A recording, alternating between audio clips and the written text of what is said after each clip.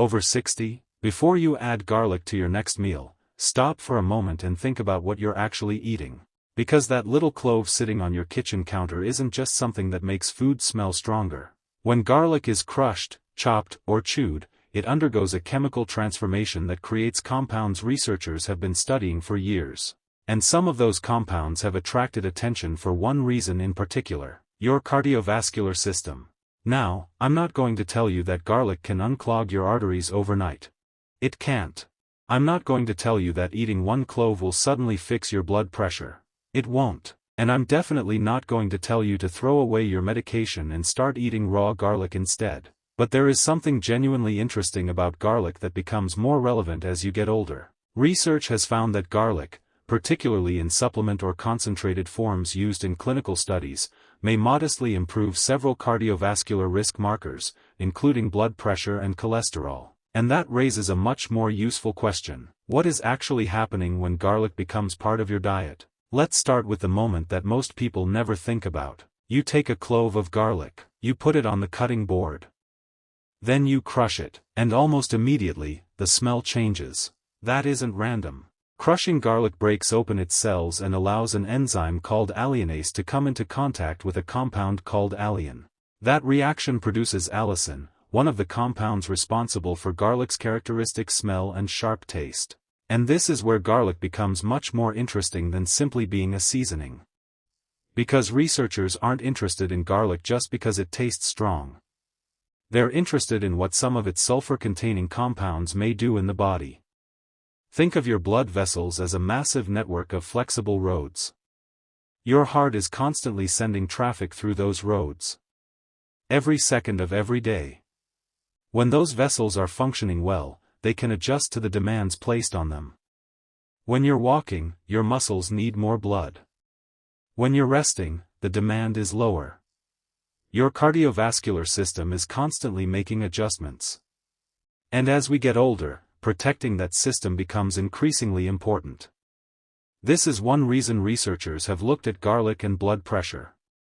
A large 2025 meta-analysis that combined 108 randomized controlled trials involving more than 7,000 adults found that garlic intake was associated with modest reductions in systolic and diastolic blood pressure, along with improvements in several blood lipid and other cardiovascular markers. But notice the word I used. Modest. That's important.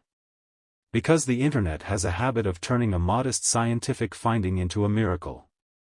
Garlic isn't a magic blood pressure treatment. But a small improvement in a risk factor can still be meaningful when it becomes part of a much larger healthy lifestyle. And blood pressure isn't the only area researchers have studied. Cholesterol is another. Your body actually needs cholesterol.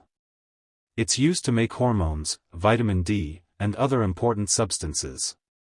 The problem isn't simply having cholesterol.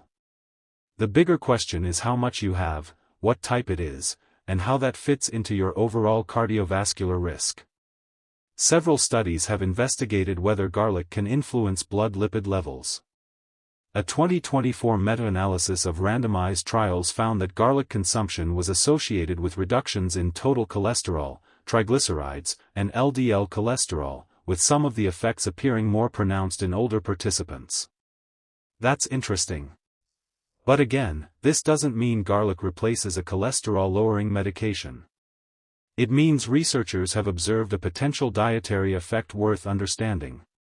And here's something people often miss. The studies showing these effects don't all use the exact same kind of garlic. Some use garlic powder. Some use aged garlic extract. Some use oils or other preparations. And that matters. Because a fresh clove of garlic in your dinner isn't necessarily equivalent to a concentrated supplement used in a clinical trial. This is one of the biggest mistakes people make with nutrition research. They see a study involving a concentrated extract and assume that eating one clove of the raw food produces exactly the same effect. It doesn't necessarily work that way. So if you enjoy garlic, think about it as food first. Not medicine. Not a miracle. Food. And there's another interesting part of this story. Garlic doesn't need to be eaten by itself to become useful. In fact, some of the best ways to use it are probably the simplest.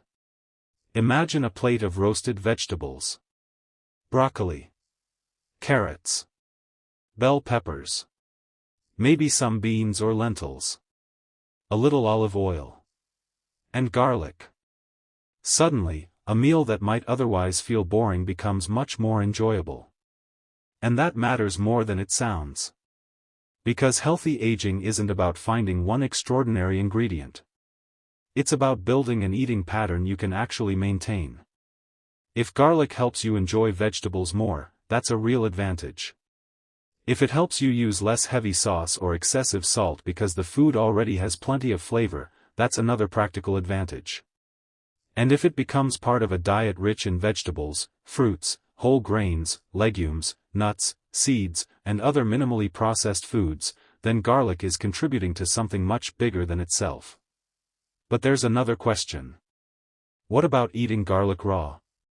You've probably seen people online recommending raw garlic first thing in the morning. Some even suggest swallowing whole cloves with water. But here's where we need to separate tradition from evidence. Raw garlic isn't automatically better simply because it's raw. Crushing garlic can create allicin, but raw garlic can also be harsh for some people's digestive systems. Heartburn. Stomach discomfort. Gas. Nausea. Those are real possibilities. And they're reported side effects of consuming garlic, especially in larger amounts. So if you try raw garlic and your stomach immediately tells you it doesn't like the idea, don't assume the discomfort means the garlic is working. Pain isn't proof of a health benefit. Sometimes discomfort is simply discomfort. And that's particularly important after 60, because many people take several medications or already deal with digestive issues. Your goal isn't to make garlic as intense as possible. Your goal is to make your overall diet healthier. There's also something else that deserves attention. Garlic supplements can affect bleeding risk. This becomes especially important if you're taking anticoagulant or antiplatelet medicines, including medicines that affect blood clotting.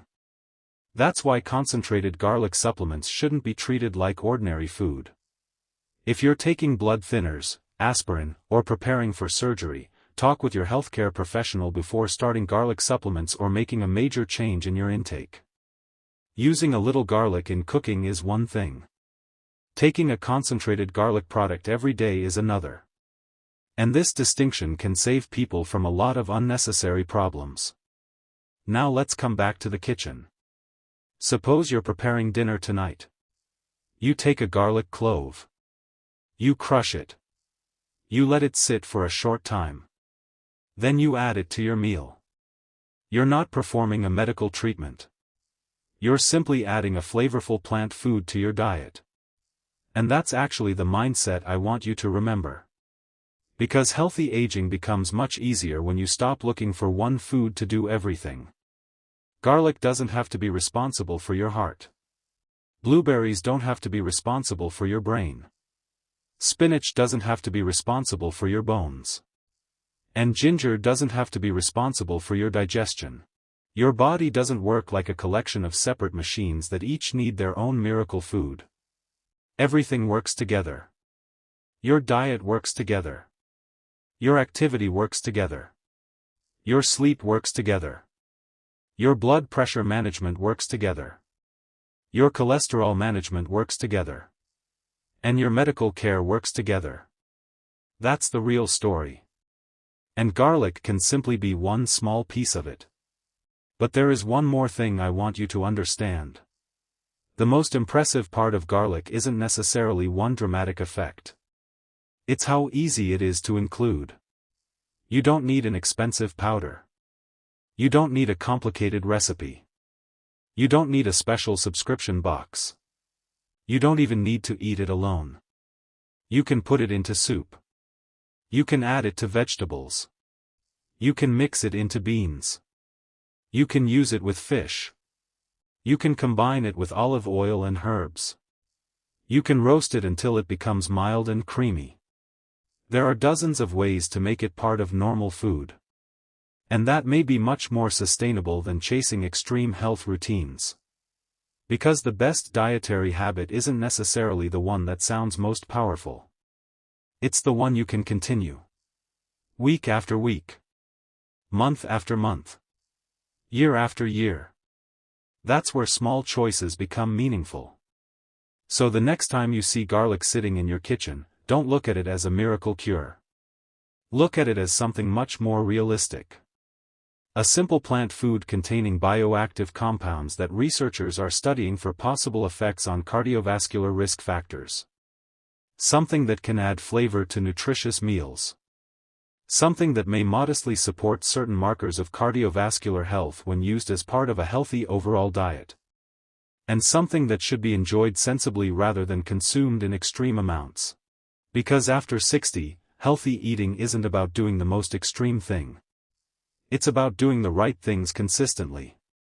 And sometimes, that starts with something as ordinary as the next meal. So here's something I'd like to know.